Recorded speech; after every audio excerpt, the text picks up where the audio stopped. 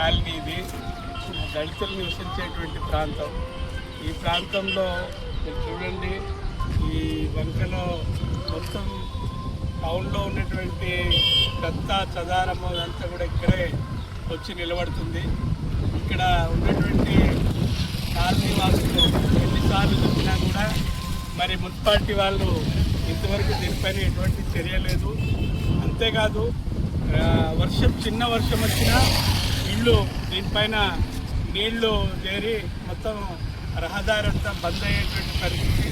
చాలా సందర్భాల్లో municipality కమిషనర్కి, municipality ప్రజా సంఘాల ద్వారా మేము ఈ సమస్యని కమిషనర్ ఇచ్చినా కూడా ఆయన చీమ పుట్టినట్టు కూడా వాళ్ళకి లేదు.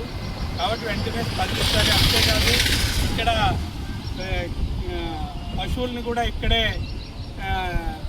మాంసం కోసేటువంటి పరిస్థితి ఇక్కడనే ఉంది. రాత్రి 3 గంటల ప్రాంతంలో ఇక్కడనే పశువులు కలేబరాలు ఈడనే పడి ఉంటాయి. ఇక్కడ ఉన్నటువంటి చిన్నపిల్లలు కానీ ఆడవాళ్ళు కానీ వాటిని చూసి భయభ్రాంతులు అవుతున్నారు.